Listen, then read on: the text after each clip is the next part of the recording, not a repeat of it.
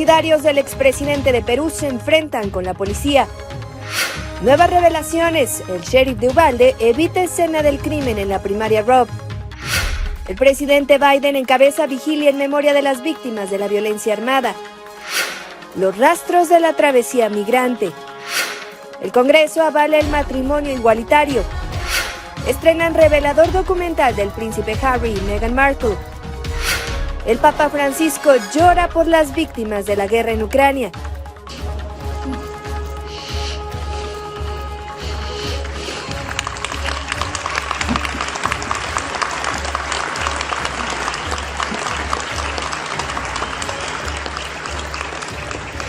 Y en los deportes, Rusia libera a la basquetbolista Brittney Griner.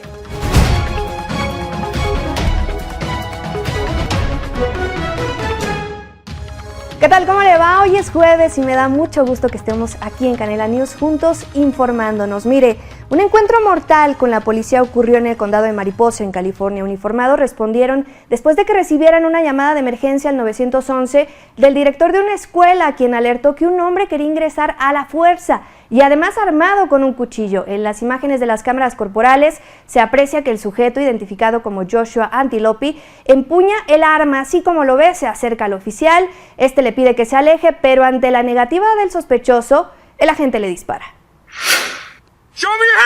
Enséñame las manos ahora mismo. Suelta el cuchillo. Suelta el cuchillo. Suelta el cuchillo. Hazlo ahora. Suelta el cuchillo. Suelta el cuchillo. Hubo disparos. Hubo disparos.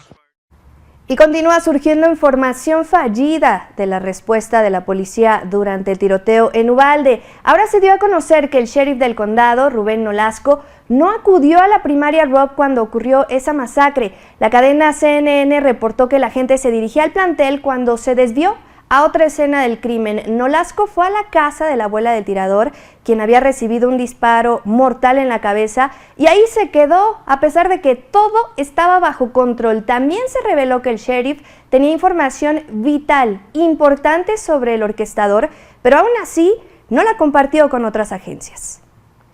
Más de 620 tiroteos masivos durante este 2022, 300 niños muertos. Es una pandemia sin fin. Por ello, el presidente Joe Biden asistió a una vigilia a nivel nacional para recordar a las víctimas de los ataques armados, en especial a las 27 personas, 20 de ellas pequeñitos, que murieron en el tiroteo de Sandy Hook justo cuando se cumple una década de esa masacre. Biden recordó que se trata de mero sentido común el prohibir las armas de asalto, algo para lo que el Congreso ha mostrado poco, o más bien dicho, nulo apoyo.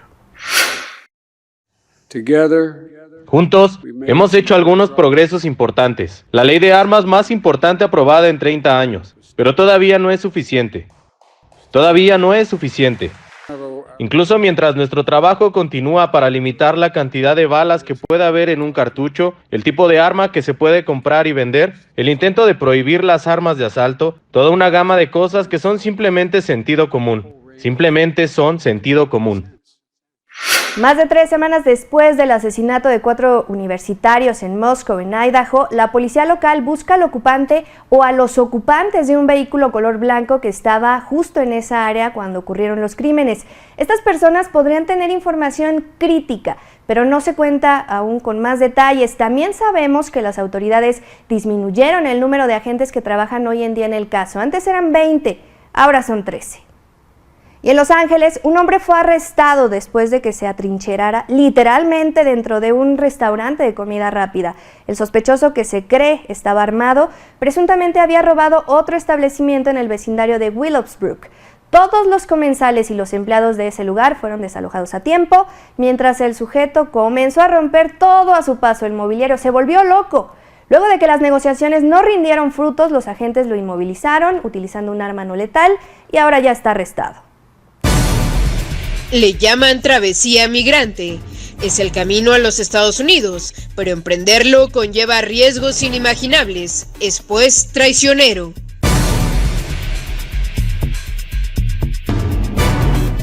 Pues sí, Es un verdadero infierno para ellos, de eso vamos a hablar más adelante. En tanto, vámonos a información internacional. Cientos de personas protestaron en las calles de Perú debido a la crisis política que se desató, esto tras la destitución del presidente Pedro Castillo. Los partidarios de Castillo se enfrentaron con la policía antidisturbios en la capital, en Lima, mientras que otros salieron a defenderlo, a celebrar esta decisión. En tanto, se informó que Castillo fue trasladado a la misma sede policial donde también se encuentra recluido el exdictador Alberto Fujimori en el distrito de Ate. Así han transcurrido entonces estas manifestaciones. Castillo es del pueblo y el pueblo no responda. Dina Boluarte no es nuestra presidenta, que el pueblo la elija, ahí la reconocerá, y el pueblo no la eligió a ella, el pueblo eligió a Pedro Castillo y él es nuestro presidente, con él vamos a trabajar. Ahora, si los congresistas se creen tan democráticos, que respeten la voz del pueblo, que respeten que nosotros votamos por ese presidente. Y en medio de ese clima político adverso, Perú tiene ya a su primera presidenta, un hito histórico en esa nación, pese al momento que se vive. Se trata de Dina Boluarte, quien ya asumió de manera interina tras lo que calificó como un intento de golpe de Estado, un acto inconstitucional, dijo, por parte de Pedro Castillo. Durante su primer discurso convocó al diálogo en su país y también solicitó un plazo para rescatar a Perú de la corrupción. Pidió unidad y una tregua política. Como todos conocemos, se ha producido un intento de golpe de Estado, una impronta promovida por el señor Pedro Castillo, que no ha encontrado eco en las instituciones de la democracia y en la calle. Este Congreso de la República, atendiendo al mandato constitucional, ha tomado una decisión y es mi deber actuar en consecuencia. Asumo el cargo de Presidenta Constitucional de la República, siendo consciente de la enorme responsabilidad que me toca. La guerra continúa afectando a Europa del Este. El presidente de Rusia, Vladimir Putin, reconoció que el conflicto va a llevar un tiempo más y también advirtió que la amenaza de una guerra nuclear continúa en aumento. Durante una reunión con el Consejo de Derechos Humanos, Putin dijo que Rusia no va a usar este tipo de armamentos para atacar primero, pero sí dijo que podrían usarlas como defensa o en represalia. Sobre este conflicto, el Papa Francisco no pudo contener su tristeza, rompió en llanto por el sufrimiento de los ucranianos. Esto ocurrió cuando el Santo Padre emitió un discurso en las escaleras de la Plaza España en Roma, en Italia. Los presentes, incluidos el alcalde de la ciudad, Roberto Gualtieri, aplaudieron a Francisco mientras este trataba de contener las lágrimas. Este es el emotivo momento.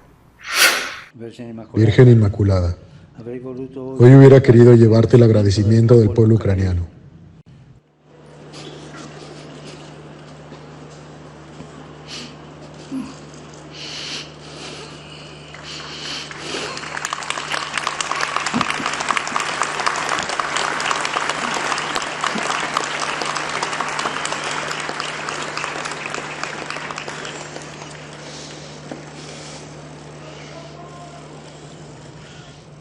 Del pueblo ucraniano, por la paz.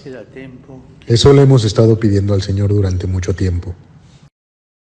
Una verdadera guerra sin fin. Vamos a ir a una pausa. Al regresar, el Congreso le da el sí al matrimonio igualitario. Al volver le contamos todos los detalles. No se vaya, esto es Canela News.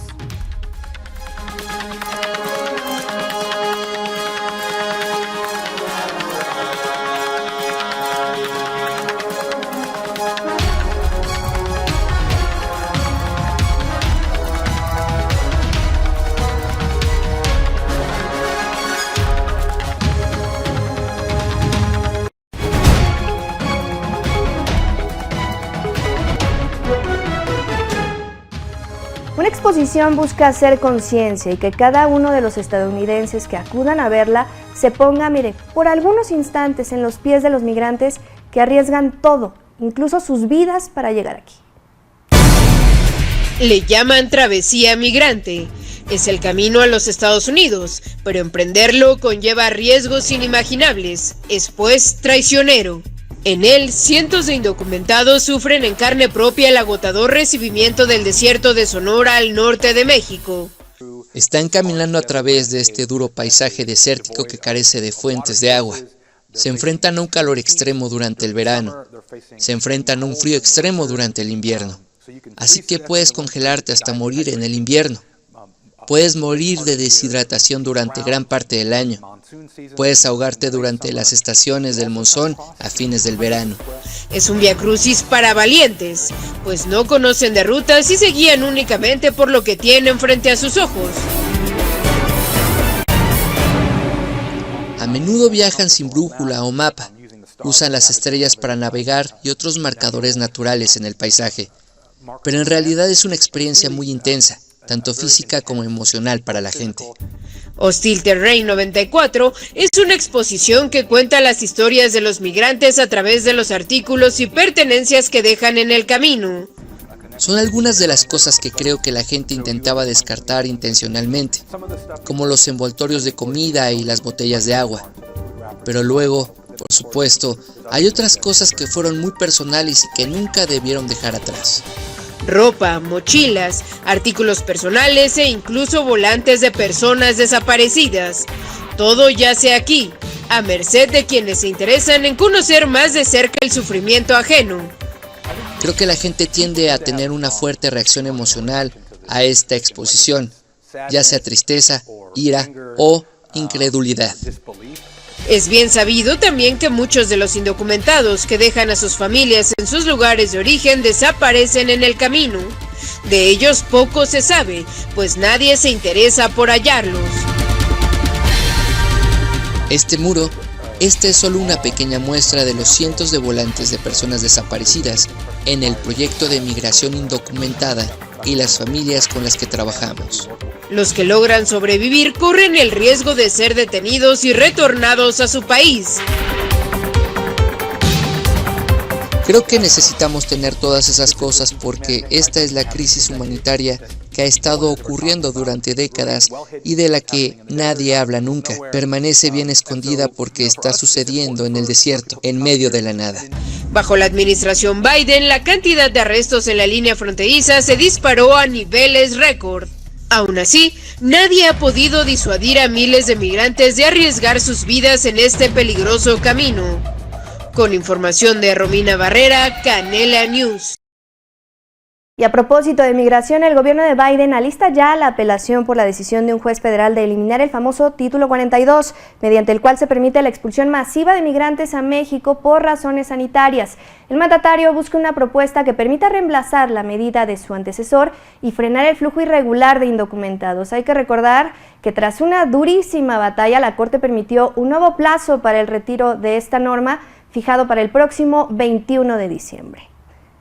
El despliegue de agentes mexicanos justo antes de la entrada a Estados Unidos ha resultado muy controversial. Las autoridades dicen que buscan agilizar el tránsito, pero los críticos aseguran que México ya está cediendo ante las presiones de Biden. Antes de llegar a la garita internacional más transitada del hemisferio, autoridades mexicanas colocaron policías y agentes migratorios supuestamente para agilizar el tránsito. Una idea que meses atrás había promovido el cónsul de Estados Unidos en Tijuana. Estamos buscando la balanza, ¿verdad?, de ese flujo eficiente y rápido. Pero varias organizaciones protestaron frente al consulado estadounidense por los retenes. Vemos como que el muro se está moviendo más hacia México. Los manifestantes aseguran que los controles mexicanos le hacen el trabajo a Estados Unidos al impedir que solicitantes de asilo lleguen a la garita fronteriza. Y no queremos ser los perros guardianes del imperio. Se trata principalmente de rusos que en auto hacen fila entre turistas y ciudadanos para llegar a territorio estadounidense y pedir refugio. Personas de Rusia que intenten cruzar los Estados Unidos en una manera irregular, que causa un poco de caos. Agentes aduaneros estadounidenses se apostaron en el límite territorial para revisar documentos y detectar viajeros rusos, pero los extranjeros persisten. Las autoridades mexicanas no tienen por qué funcionar como un filtro o como un elemento de contención de estas personas que están en su derecho de acercarse a la frontera y solicitar asilo. Además de todo esto, muchos automovilistas se quejaron de que al principio los filtros hicieron el tráfico por aquí más complicado. Vicente Calderón, Voz de América, Tijuana. Y para los que sí pueden y logran llegar a nuestro país, para ellos persiste el racismo. Trabajadores latinos han reportado haber sido blanco de comentarios e insultos degradantes por parte de sus superiores, esto en el gigante de internet Amazon. Algunos empleados fueron despedidos después de revelar el acoso laboral. La compañía emplea a más de 1.6 millones de trabajadores. De ellos, el 23.6%, es decir, 377,000, son latinos, que en su mayoría trabajan en las bodegas y en el transporte terrestre. Hoy el presidente Biden emitió un discurso donde destacó que la economía nacional va recuperándose. El mandatario dijo que ha trabajado con sindicatos y con representantes laborales para brindar un retiro digno a miles de trabajadores. Anunció un plan para invertir casi 36,000 millones de dólares para evitar recortes en los ingresos de jubilación de más de 350,000 personas en todo Estados Unidos. Esta es, por cierto, la mayor cantidad de ayuda federal que se destina a las pensiones. En la Cámara de Representantes se dio el voto final a la legislación que permite y que protege el matrimonio igualitario. El presidente Joe Biden dijo que respalda esta ley y que la va a promulgar muy pronto. El proyecto busca que los estados reconozcan los matrimonios entre personas del mismo sexo. También protege las uniones interraciales al exigir que las entidades avalen los matrimonios legales independientemente del sexo, de la raza, la etnia u origen nacional. Insto a todos los que están aquí hoy y que votaron en contra de este proyecto de ley a que lo reconsideren, que sean parte de la historia y se unan a nosotros para votar a favor de su aprobación. La votación de hoy es una victoria monumental en la lucha por la igualdad LGBTQ+, pero el trabajo no se detiene aquí. Seguimos siendo el único grupo minoritario en Estados Unidos, donde en la mayoría de los estados todavía es legal discriminarnos en varias áreas clave de la vida. Y el que no la está pasando nada bien es Donald Trump. Continúan los problemas para él porque el equipo que contrató, los abogados del republicano, localizaron 2 documentos con etiquetas de clasificación confidencial en una unidad de almacenamiento en West Palm Beach, en Florida. Los registros fueron entregados ya al FBI. En total fueron 4 propiedades del presidente incautadas, incluida sí la Torre Trump, aquí en Nueva York. La búsqueda se produce en medio de preocupaciones del Departamento de Justicia de que no todos los documentos habían sido devueltos, como se dijo, al gobierno federal.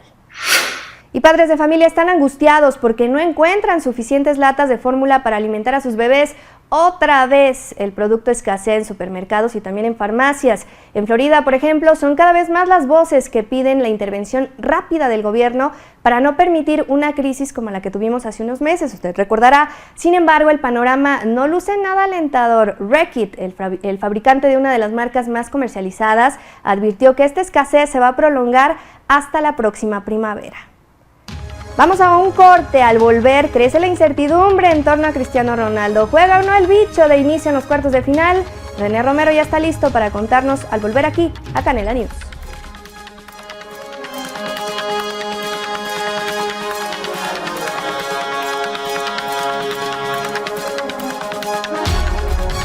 Gracias, René. Pues sí, no nos vamos a perder todos los resultados del Mundial. Oiga, antes de despedirnos, le compartimos estas imágenes espectaculares. Son los adornos navideños que ya lucen en los grandes almacenes aquí en Nueva York. En esta ocasión, Sir Elton John fue el encargado de ayudar a Saks Fifth Avenue a revelar las 6 ventanas inspiradas en conmovedores regalos navideños, ahí las está viendo, que por cierto van a ser donados muchos de ellos para la fundación del propio músico.